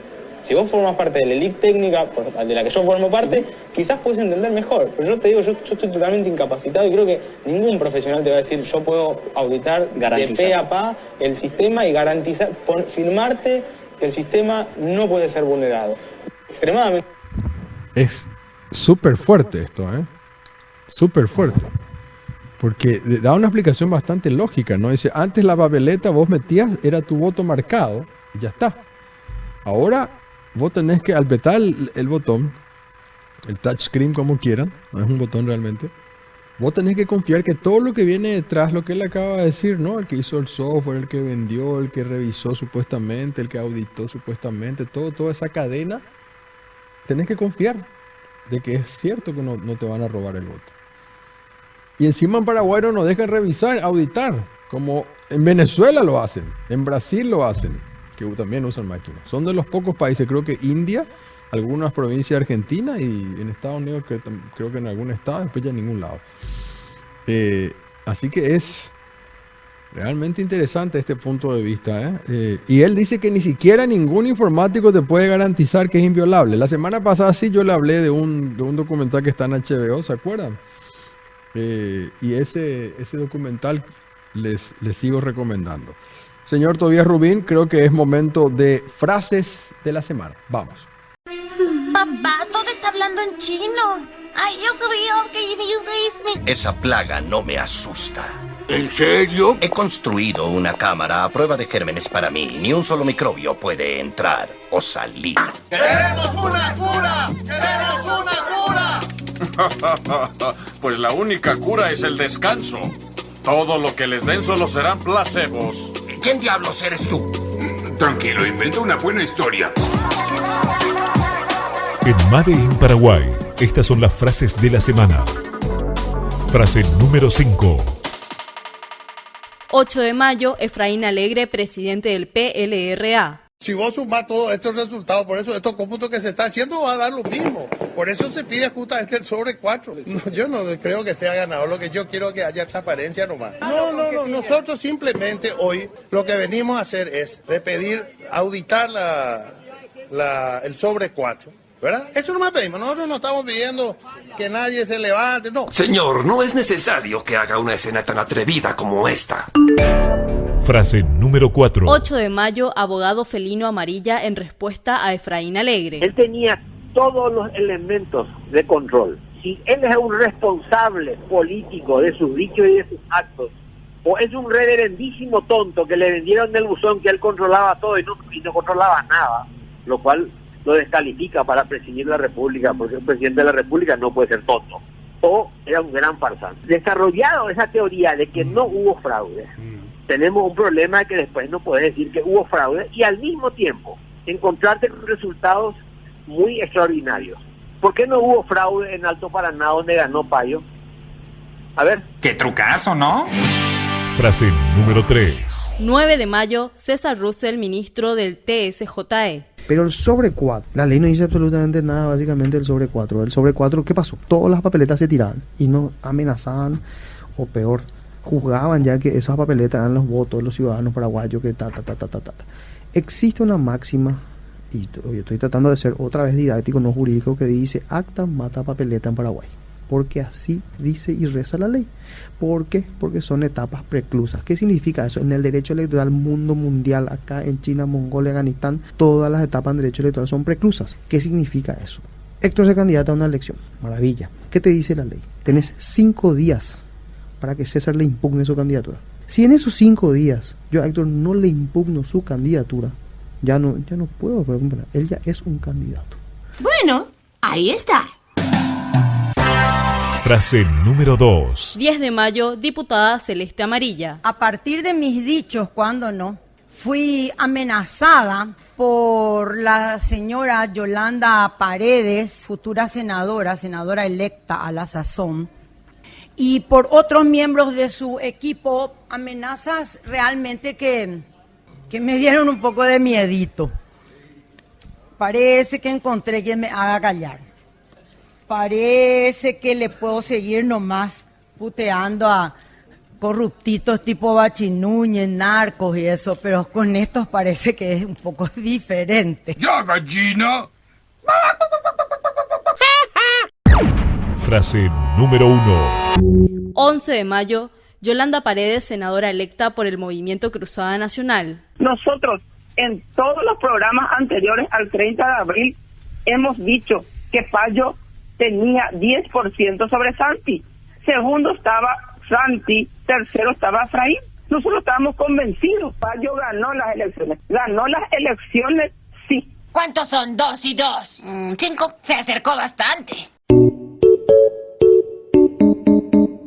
Bueno, excelente como siempre la frase de la semana. Y mira vos, tuvo que reconocer Celeste Amarilla que alguien consiguió hacerle callar y morderse lo que había dicho. Había dicho que Payo Cubas recibió $1 millón, que recibió una casa en Ciudad del Este y una en Camboriú. La señora Yolanda Paredes amenazó con llevarla a la justicia por difamación y calumnia. Y Celeste tuvo que retroceder y ella misma lo reconoció. Interesante. Bueno, mi querido Toby, hacemos la pausa y ya volvemos. Vamos, dale. Esta agrupación, ¿podemos decir que es venezolana o son algunos venezolanos? ¿Cómo es el tema? No, Rawayana sí es una banda re venezolana que trascendió. Mira que este año, por ejemplo, estuvo en el Coachella, un festival gigante en Estados Unidos. Sí. Y Cultura Profética es de Centroamérica. Sí, Cultura Profética sí, ellos son puertorriqueños. Sí. Ahí le quisimos traer, vamos a ver si se dará en el futuro. Se nos va a dar. Y después está un rapero que hace una parte que también es venezolano, que se llama Mac Clopedia. Perfecto, el así tema que es Sin Ti, es Sin un Ti. cover en realidad. Un cover, muy bien. Bueno, algunas cosas más que agregar nomás, Toby, de la charla con Rolón Luna y con Rafa Filisola, de aquello de que lo que no está, porque hay algunos en el Twitter que insisten, bueno, por el Twitter lo ya saben, pero más allá del Twitter, insisten en lo que no está permitido, está prohibido. Entonces, ellos ya explicaron tan bien esto, con fundamentos jurídicos extremadamente obvios. Pero bueno, se dieron dos ejemplos que son muy válidos. Por ejemplo, la utilización del TREP no está explícitamente escrito en ningún lado, ni en el código, ni en ningún lado. Entonces, ¿por qué se usa? Ahí ya se derrumba todo, absolutamente todo. Y después lo otro que dijo, creo que Rolón Luna también, es la utilización del padrón nacional. Tampoco está escrito en ningún lado que se podía haber usado para elegir candidato en la concertación. Y se sacó una resolución de donde dice, sí, bueno, se va a usar. Pero no estaba explícitamente escrito en ningún lado. Entonces, con esa razón, con estos argumentos, y bueno, más todo lo que dieron ya ahí, lo del escrutinio, lo de la máquina, lo que decía Mercedes Canese, la máquina si puede sumar, entonces también puede restar. Yo también me sumo un poco a lo que decía Rolón Luna y Rafa, de yo no tengo argumentos para decir hubo un fraude acá monumental ni nada, no tengo esos argumentos, pero sí quiero que haya transparencia.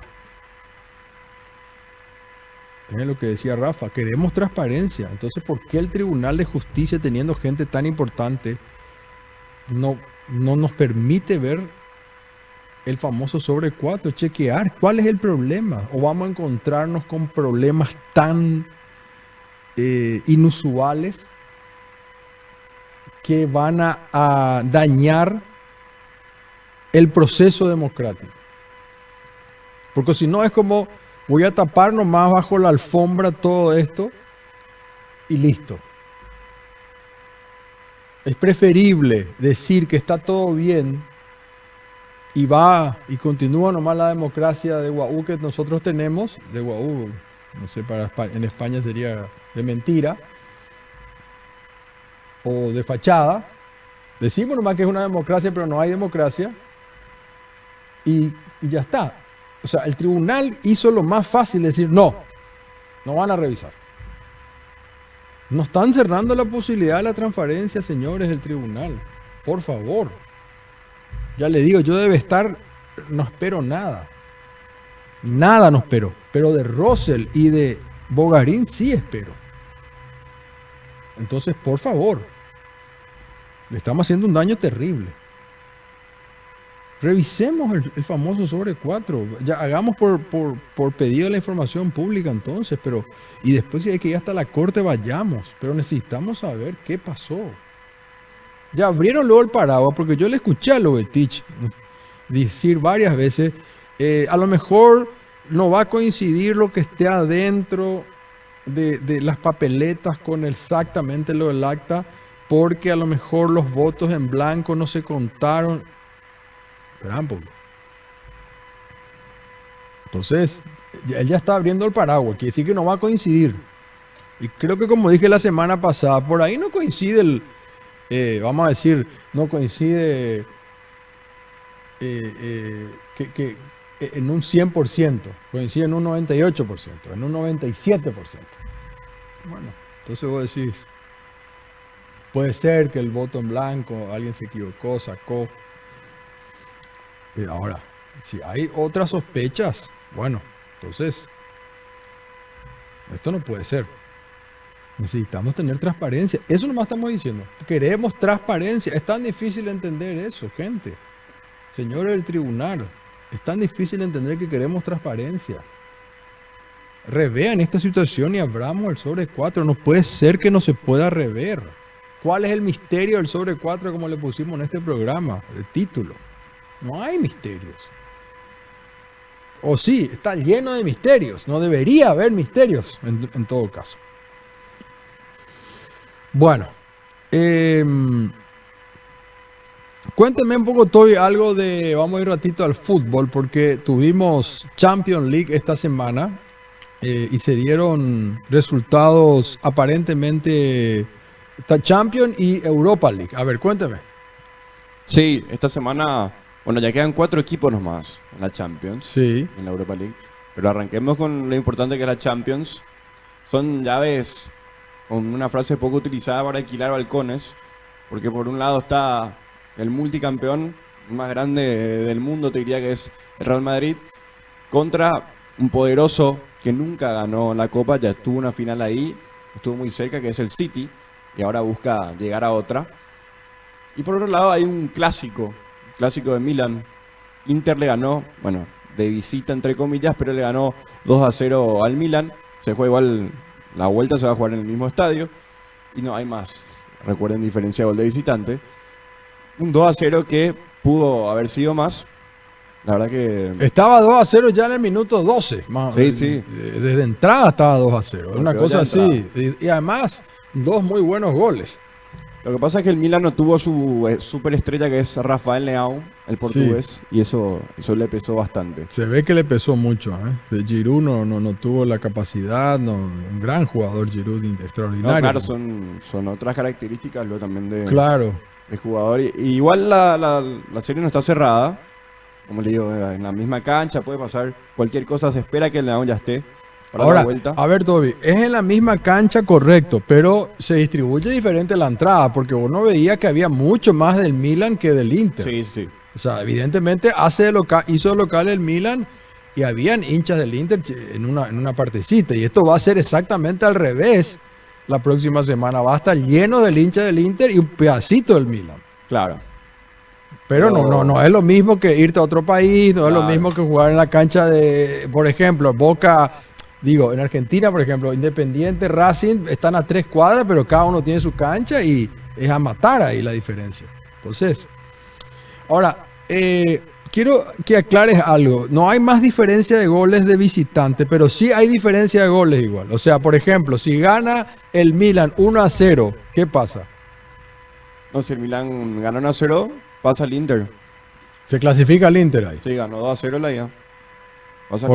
Ok. O sea que en ese caso no vale el gol de visitante, pero sí la diferencia de goles se mantiene como siempre. Sí.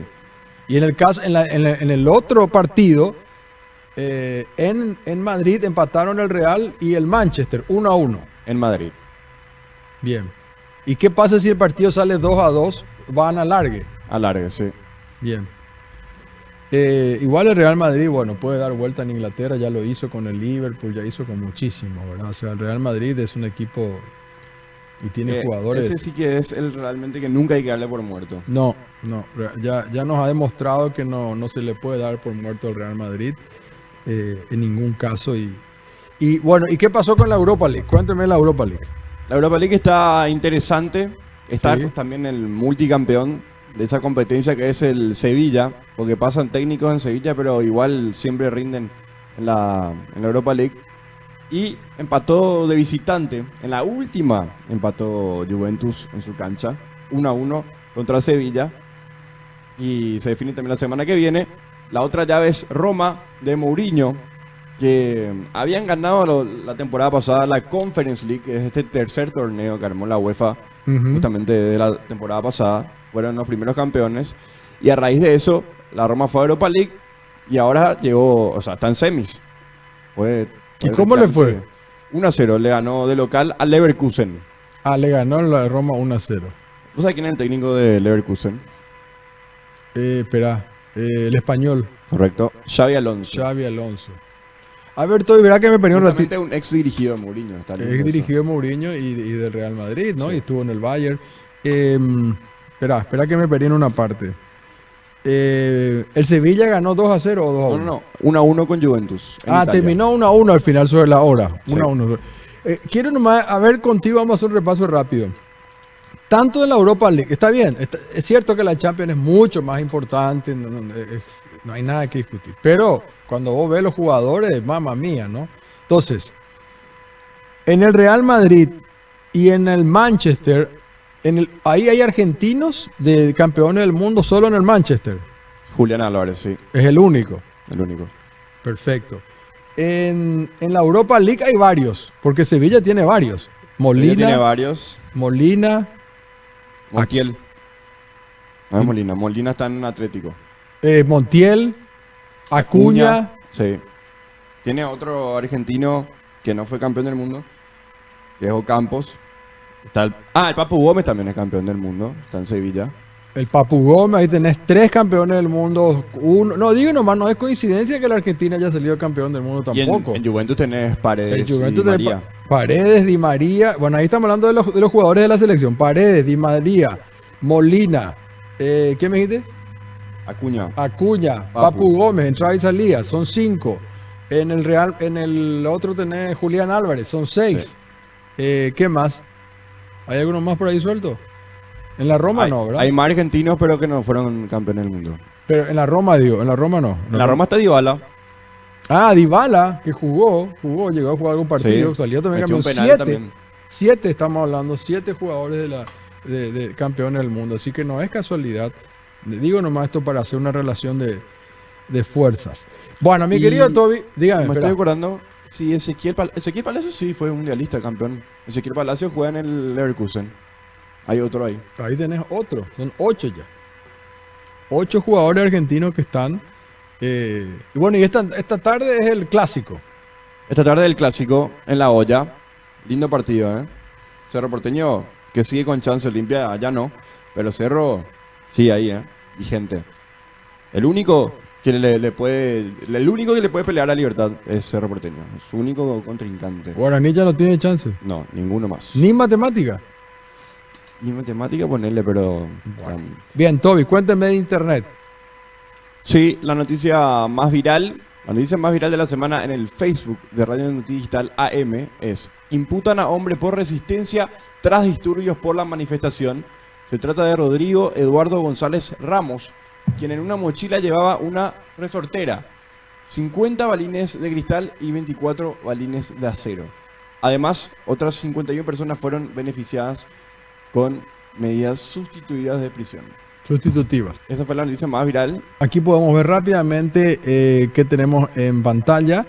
Elon Musk anunció que ya encontró su CEO, porque él dijo que iba a buscar. Así que puso un Twitter donde dice que está muy emocionado de anunciar que ya tiene un nuevo CEO para Twitter.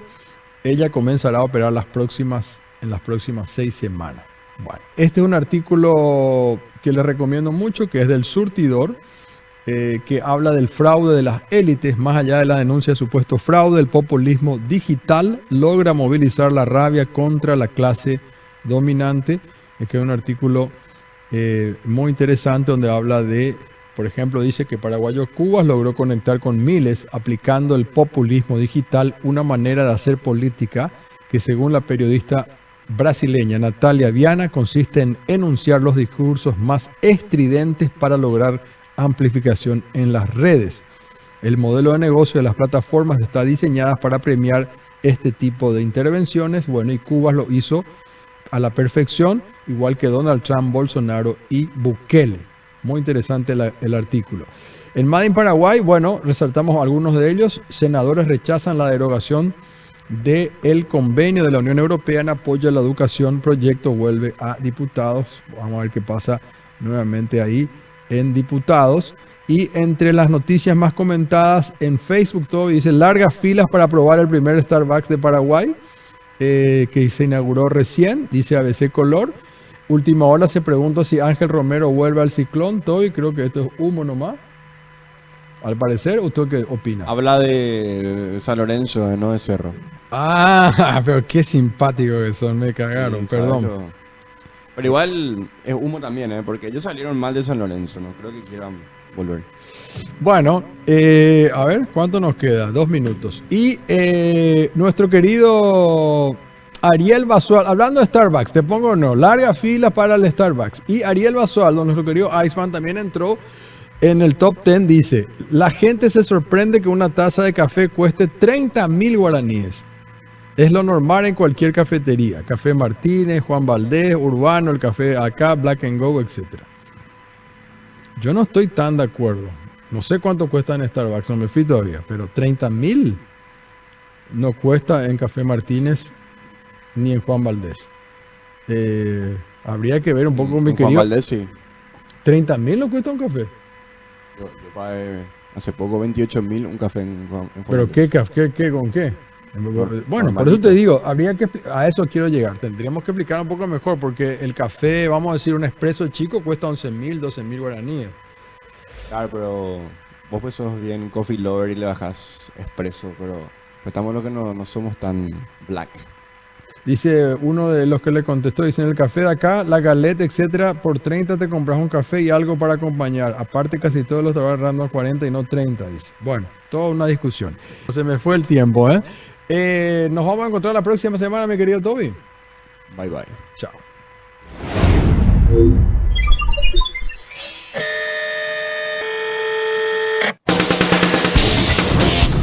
país eligió informarse. Eligió Made in Paraguay con Leo Rubín. Hasta la próxima semana.